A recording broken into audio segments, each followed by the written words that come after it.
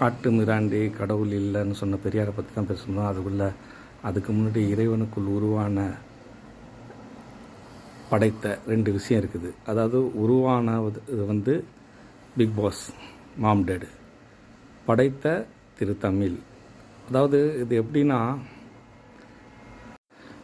அதாவது முதல் கார் வந்து ஒருத்தன் கண்டுபிடிக்கிறான். அவன் வந்து மனசுக்குள்ளே யோசனை பண்ணதை அப்படியே உருவாக்குறான். அப்போ உருவாக்கும் போது என்ன செஞ்சான், குதிரை வண்டியை வந்து அப்படியே யூஸ் பண்ணிக்கிட்டு குதிரையை எடுத்துகிட்டு அந்த இன்ஜினை வச்சு வண்டியை வந்து ஓட்டினாங்க. அப்போ ஓட்டும் போது நிறைய பேர் பயந்துட்டாங்க, எப்படி இந்த குதிரை இல்லாமல் வண்டி ஓடும் அப்படின்னு. அப்போ அந்த குதிரை வண்டி ஓடுறது சக்ஸஸ் ஆன பிறகு இதுக்கு இப்போ வண்டி நிற்க வைக்கணுமே, அப்போ ஷூக்காரன்ட்ட போயிட்டு இந்த ஒரு ஷூ செஞ்சு தான் அதை வச்சு நிற்க வைக்கணும் அப்படின்றத அந்த உருவானதை மனசுக்குள்ளே இருக்கிறத உருவாக்குனதை அதுக்கப்புறம் இது ஒன்று தேவை அப்படின்னு ஒரு பிரேக் ஷூ வச்சு இது பண்ணுறாங்களே, இது படைக்கிறது. அப்படி தான் அந்த உருவானதை அடுக்கிறதுக்காக திரு தமிழ் அவங்கள படைத்தான். அந்த மாதிரி ஒரு விஷயத்தை மனசில் வச்சுக்கிட்டு இதை பார்த்தா அவங்களுக்கு புரியும். இது மேலும் நான் புரிய வைக்கிறேன். காட்டுமிராண்டி பாஷை, தமிழ காட்டுமிராண்டி மொழி அப்படின்னு பெரியார் சொல்லிட்டாரு. இவர்தான் பெரிய தலைவரா அப்படின்னு இந்த அம்மா அங்க பொங்குது.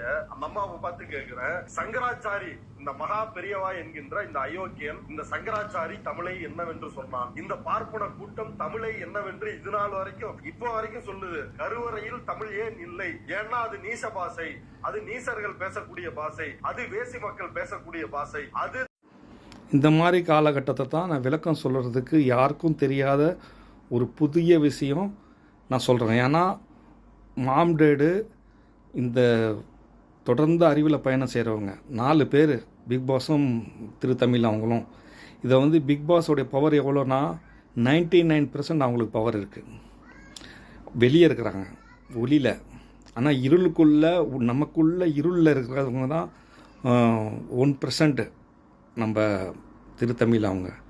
அவங்க அவ்வளோ ஆழத்தில் இருக்கிறனால தான் அவங்க வந்து ரொம்ப பலவீனமாக இருக்கிறாங்க. அவங்கள உள்ளேருந்து நம்ம வெளியே எடுக்கணும். அப்படி ஒரு விஷயந்தான். அப்படி எடுத்து வெளியில் நம்ம சொல்கிறது தான் இப்படி நிறையா. இப்போ திருவள்ளுவர் வாழ்ந்த காலத்தில் திருவள்ளுவர் யாருக்குமே தெரியாது. நல்லா புரிஞ்சுங்க.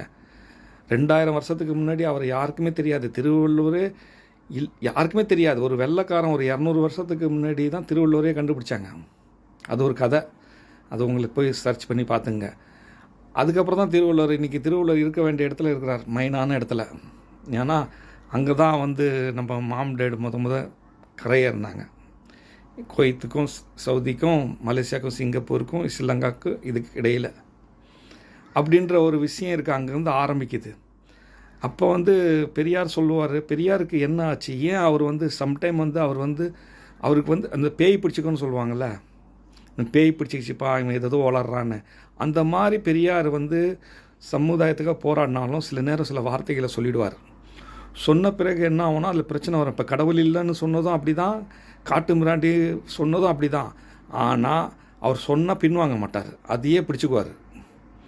அவர் நிறையா நல்ல விஷயம் பண்ணிக்கலாம். அவர் சொன்ன இந்த கடவுள் இல்லைன்ற வார்த்தையும் அவர் சொல்லிட்டார். இன்றைக்கி அது வரைக்கும் பிரச்சனை போயிட்டுருக்கு. ஆனால் அவர் கடவுள் இல்லைன்னு சொன்னது உண்மை தான். அது எப்படின்னா, நான் சொல்கிற விதத்தில் அது உண்மை. எப்படின்னா, இறைவன் என்பவன் இல்லை. இறைவனால் படைக்கப்பட்ட உருவான அவங்க 4 பேர் நமக்குள்ளே இருக்கிறாங்க. ஒவ்வொருவரும் நான் என்ற நமக்குள்ளே தான் இருக்கிறாங்க. அது நம்ம தான் கடந்து உள்ளே போய் எடுக்கணும். அதான் கடவுள் உள்ளே போய் எடுனேன். அப்போ அதை வச்சு தான் அதே நேரத்தில் காட்டு மிராண்டி அப்படின்ற சொன்னோன்னா, மனிதர்கள் வந்து ஒரு புத்திசாலி மிருகமாக இருந்தான். எல்லா மிருகமும் மனிதனுக்கு பயந்துச்சு. அவ்வளோ புத்திசாலியான ஒரு மிருகம். அப்போ அந்த மிருகமாக இருந்த மனிதன் வந்து தன் உணர்வுகளை மிருகமாக இருக்கிறப்ப உணர்வுகளை வெளிப்படுத்தலாம். அந்த உணர்வுகளை வெளிப்படுத்துறதுக்கு பேசலாம் அப்படின்ற மாதிரி. இப்போ நான் எப்படி ஒரு விஷயம் உங்களுக்கு சொல்லிகிட்டு இருக்கேன், இது மாதிரி எழுதி அதே மாதிரி அந்த காலத்தில் அப்படி ஒருத்தவர் வந்தார். வந்து அந்த கல்வியை சொல்லி கொடுத்தாரு. அந்த கல்வியை சொல்லி கொடுத்ததுக்கு ஆதாரம் வந்து அக்கனா எழுத்து தான். புரியுதுங்களா? அந்த இது வந்து நடந்த விஷயங்கள் தான் இவ்வளோ காலமாக இதெல்லாம் நடந்துட்டு வருது. இதை நீங்கள் புரிஞ்சுங்க. அப்போ காட்டு மிராண்டியாக இருந்தவங்க தானே ஒரு கல்வின்னு கொடுக்க வச்சாங்க. இன்றைக்கி உலகம் எல்லாம் ஒரு எத்தனையோ மொழிகள் இருந்தாலும் அதுக்கு தாய்மொழினா தமிழ் தான். அது தமிழிலிருந்து வந்தது, தமிழிலிருந்து உருவான மொழி. அதுக்கப்புறம் ஒன்று ஒன்றா படைக்கப்பட்ட மொழிகள். அதை தான் நான் இந்த இதில் நான் இப்போ காட்ட போகிறேன். நீங்கள் கொஞ்சம் கவனித்து பாருங்கள். அதே நேரத்தில் ஒரு சின்ன சிம்பிள் சொல்லிடுறேன் உங்களுக்கு புரியறதுக்காக. இப்போ வந்து அந்த ஓ போட்டு, அதாவது ஓ மாதிரி நீங்கள் வாயை வச்சுட்டு சத்தம் கொடுங்களேன்.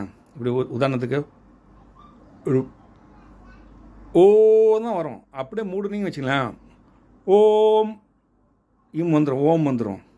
அப்படியே சாதாரணமாக வாயை வச்சுட்டு சத்தம் கொடுத்துங்க வச்சுங்க, சாதாரணமாக வாயை திறந்துட்டு வரும்.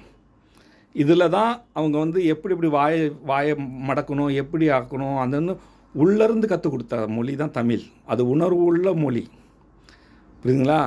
அந்த இதை வந்து அவங்க கற்றுக் கொடுக்கும்போது எப்படி எப்படி கற்றுக் கொடுத்தாங்க, அந்த மாதிரி விஷயங்கள் தான் ஒன்று ஒன்றா இதாச்சு. அதில் தான் நிறைய இது வந்து அதுக்கப்புறம் எதிராக வந்தது எல்லாம். பெரியார் இவே ராமசாமி. ராமசாமி யார் பெரியவன், யார் பெரியவன், சாமி யார் பெரியவன், அப்படியே ஒரு இதுக்கு தான் அந்த பேரில் எப்படி மேட்சிங் கொண்டு வரோம் பாருங்கள். கடவுள் இல்லை, இருக்குது போர்கள். அதாவது அந்த அந்த இது அவர் வச்சு ரொம்ப பிரச்சனை இருக்குல்ல. அவர் காட்டு மிராண்டி மொழி தமிழ் சொன்னது எல்லாம் அதில் தான் நான் போட்டிருந்தேன். இல்லை என்ற இறைவனு கீழ் மாம்டெட் இன்ஃபினிட்டி திரு தமிழ் படைக்க பிக் பாஸ் உருவான. இப்போ நம்ம எல்லாரும் வந்து உருவானவங்க. ஆனால் நம்ம கண்டுபிடிக்கிற இயந்திரம் எல்லாம் வந்து படைக்கிறோம். அந்த மாதிரி அதே மாதிரி தமிழ் வந்து உருவான மொழி. சமஸ்கிருதம் அதுக்கு அகென்ஸ்டாக படைக்கப்பட்ட மொழி. ஆனால் சமஸ்கிருதத்தை படைத்தவங்களும் தமிழ்காரங்க தான். அதனால் இங்கே எல்லா மொழியும் தமிழை சார்ந்தது தான். அது இன்னும் நபரமாக இன்னொரு இதில் நான் சொல்கிறேன். இந்த திராவிடம் கூட அப்படி தான் தனியாக பிரிஞ்சாங்க. அதுக்கெல்லாம் காரணம் தான் நான் இப்போ நான் சொல்கிறேன், ஏன் பிரிஞ்சாங்க எல்லாரும்னு. சரிங்களா? இந்த இது பார்த்துங்க. அப்புறம் இந்த அக்கனா ஆயுத எழுத்து, அந்த ஆயுத எழுத்து அக்கனா அவங்க கற்றுக் கொடுக்கும் பொழுது இந்த நிலாவையும் சூரியனையும் உருண்டை காமிச்சு கீழே பூமியை உருண்டைன்னு காமிச்சிட்டாங்க. இங்கே தான் பிரச்சனை வந்துச்சு. இது ஏற்கனவே உள்ள வீடியோவில் கூட நீங்கள் ப்ராப்பரில் போய் செக் பண்ணி பார்த்துங்க. இதை உடச்சி தான் சமஸ்கிருதம் எழுத்து உருவானது. அதனால தான் இதை உடச்சி ரெண்டாக்கி இப்படி போட்டிருப்பாங்க. ஸோ இதெல்லாம் இப்படி சுற்றுற மாதிரியே பாருங்கள். கடவுள் அல்லாஹ் அப்படியே சுத்தம் பாருங்கள். இதெல்லாம் கரெக்டாக மாறி மாறி சுற்றாது, இப்படியே சுற்றுது. கடவுள் அல்லா, கடவுள் அல்லா, கடவுள் அல்லா, கடவுள் அல்லா, கடவுள் இல்லை, கடவுள் இல்லைன்னு வந்துடும். இதை புரிஞ்சுக்கிட்டீங்களா? அவர் இல்லை சொன்னது பெரியார், கடவுள் இல்லைன்றது கரெக்டு தான். அதை தான் நானும் சொல்கிறேன். மாம்டேடு இருக்காங்கல்ல, அவங்க ரொம்ப டேஞ்சரு. கூடவே இருந்து உங்களை கவுத்துருவாங்க, பழி வாங்குவாங்க, இல்லை தலைமுறை தாண்டி பழி வாங்குவாங்க. இப்போ இவங்க எப்படி சுற்றுறாங்கன்னா, திரு தமிழும் பிக் பாஸும் நமக்குள்ளேயே இவங்க எப்படி சுற்றுறாங்கன்னா இவங்க ஆப்போசிட்டில் சுற்றுவாங்க. இதுதான் நம்மளுடைய அறிவு. நம்ம எதுவுமே சிந்திக்கிற அறிவு, பகுத்தறிவு. மற்ற இதெல்லாம் அதுக்கு பதிக்கப்பட்டது மாதிரி செய்யும். இது மட்டும் தான். அதான் கடவுள், இறை, இல்லை. இந்த இல்லைக்கு கூட ஒரு அர்த்தம் இருக்குது தமிழில். இல்லைனா இன்னு அர்த்தம், உள். இல்லைன்னா இல்லை, இல்லை, உள், இல்லை அப்படின்ற அர்த்தம் வந்துடும். சரிங்களா? அப்போ இப்படி தான் அவங்க வந்து சத்தத்தை வந்து இந்த வாயில் வச்ச ஓம் இம் சோம் சிவம். இப்போ இதெல்லாம் கற்றுக் கொடுத்தது யாருன்னு பேர் வந்தப்போ தான் அவங்க ஊராக போயிட்டாங்க. எல்லாருக்கும் கற்றுக் கொடுத்துட்டே போயிட்டாங்க. மனிதனை காட்டு மிராண்டிகளை மனிதனாக்குறதுக்கு. அப்போ போயிட்டதுனால தான் அவங்க சிவமானாங்க. அவங்க சிவம் கற்றுக் கொடுத்ததுனால அதுக்கப்புறம் மனிதனுக்கு கோடு போட்டால் ரோடு போட்டுருவான், புள்ளி வச்சா கோலம் போட்டுருவான். அதனால் எல்லாமே டெவலப் ஆச்சு. அப்போ 24 மணி நேரம் 7 நாட்களும் ஓம் சிவம். அந்த 247. அப்போ தமிழோட எழுத்தும் 247 தான் கொண்டு வந்து வச்சாங்க. இதெல்லாம் அவங்களாம் சிந்திக்கலை. ஆனால் இன்றைக்கி நான் தான் சொல்கிறேன் உங்களுக்கு புதுசாக. இதெல்லாம் நீங்களும் யோசனை பண்ணியிருக்க மாட்டீங்க. 247 24 hours 7 day. தமிழ் எழுத்துக்களும் 247 எழுத்துக்கள். சரிங்களா?